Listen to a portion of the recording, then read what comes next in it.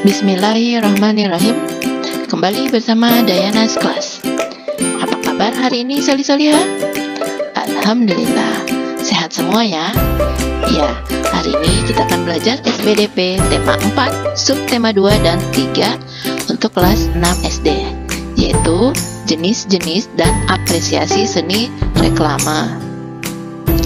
Untuk memperoleh video sebelum pembelajaran hari ini, kalian bisa menyimak di Diana's Class.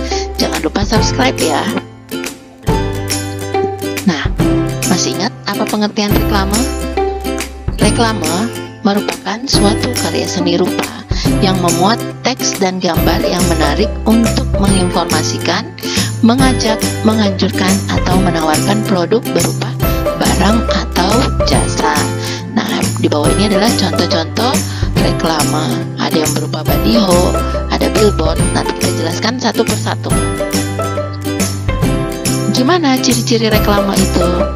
Nah, pertama, menggunakan kalimat yang singkat, jelas, dan mudah dipahami. Yang kedua, komposisi desain dan warna dibuat menarik dan mencolok agar mendapatkan perhatian. Yang ketiga, pesan yang disampaikan harus jujur, nyata, tidak dibuat-buat. Jadi jangan membuat reklame hoax ya. Yang keempat, disampaikan secara berulang-ulang agar semakin banyak yang mengetahui.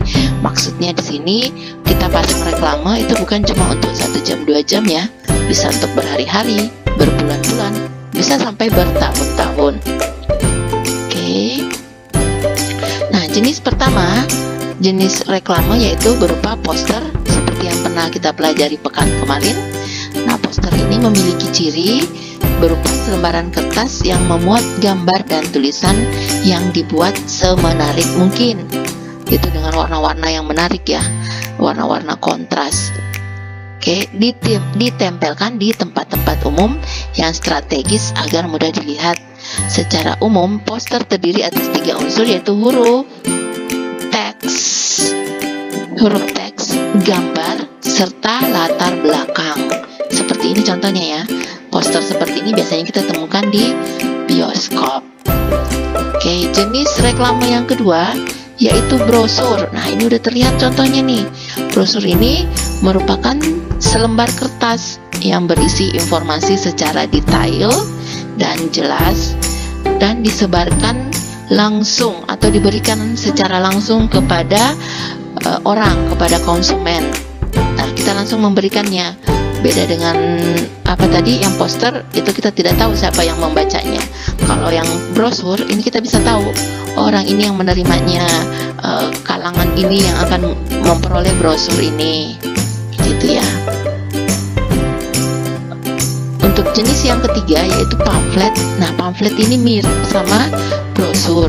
Bedanya pamflet ini kertas yang dikemas dengan cara dilipat yang saling berhubungan satu sama lain, tapi tidak memiliki cover, tidak dijilid.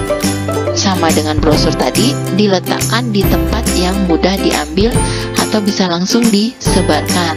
Contohnya ya seperti ini ya. Jadi ini seperti lipatan kertas, setiap lipatan itu ada informasinya masing-masing. Lanjut. Embalase ini adalah kemasan yang berisi informasi tentang produk tersebut. Dia berfungsi sebagai pembungkus atau pelindung barang produk. Juga berfungsi sebagai daya tarik serta pemberitahuan kepada konsumen. Nah, ini contohnya ya. Jadi embalase itu kemasan produk ya. Jadi dia selain untuk membungkus produknya, dia juga memberikan informasi yang menarik agar kita mau membeli produk tersebut. Oke, lanjut. Ini ada banner. Banner itu media promosi yang dicetak dengan cetak digital. Umumnya berbentuk vertikal dan berbentuk lebih kecil atau sederhana daripada baliho. Biasanya kita lihat nih ada spanduk dibuat seperti berdiri begini ya. Nah, ini sejenis reklame yang kita sebut dengan banner. Oke, biasanya terletak di dekat tokonya atau di dekat tempatnya. Oke, kita lanjut. Jenis yang berikutnya yaitu spanduk. Spanduk jenis reklame yang memuat informasi komersial atau non komersial. Jadi spanduk ini bisa komersial, bisa non komersial ya. Beda tadi dengan embalase. Embalase itu pasti komersial untuk memasarkan sebuah produk. Nah, kalau spanduk ini yang non komersial itu seperti ucapan selamat Idul Fitri, selamat hari kemerdekaan, itu berarti dia non komersial. Terus dibuat secara ringkas, padat dan jelas, terbuat dari media kain atau sejenisnya. Nah, seperti ini. Jadi ini termasuk jenis spanduk non komersial ya, karena ini berupa informasi atau layanan masyarakat ya. Oke, bentuk berikutnya adalah baliho. Baliho ini berukuran besar, berisi gambar dan tulisan menarik serta informatif, diletakkan di tempat umum dan strategis, menggunakan tiang besar dan kuat tetapi bersifat semi permanen. Semi permanen ini berarti tidak menetap ya, hanya sementara. Jadi baliho ini bisa dipasang biar cuma 3 hari atau 5 hari. Yang penting biasanya kalau berupa informasi acara, setelah acara dilepas. Ini atau misalnya untuk yang berupa produk, setelah pajaknya cukupnya untuk 1 minggu, ya udah ininya dilepas ya, yang baliho ini. Oke, bentuk berikutnya adalah billboard. Billboard ini juga besar, berisi gambar sama dengan baliho. Bedanya billboard ini permanen, karena melihat dari bentuknya itu pemasangannya agak sulit ya, tidak semudah baliho. Kalau ini mesti dipasang agak di atas. Nah, ini biasanya jangka waktunya lebih panjang, makanya biasa kita sebut permanen. Ini ada tiangnya. Nah, ini yang kita sebut dengan billboard. Oke, terakhir, bentuk terakhir yaitu mobile billboard.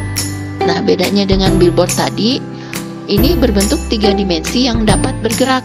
Biasanya dipasang di balon udara, itu biasa berupa iklan, atau di mobil yang bergerak.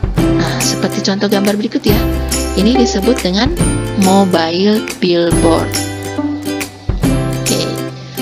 Nah, materi berikutnya yaitu bagaimana kita menghargai sebuah karya seni.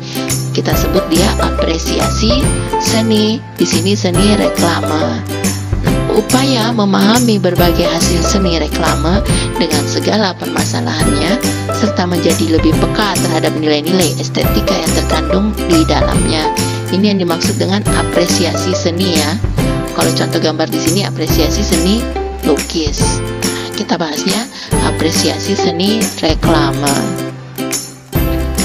Apa sih manfaat dari apresiasi seni reklame tersebut?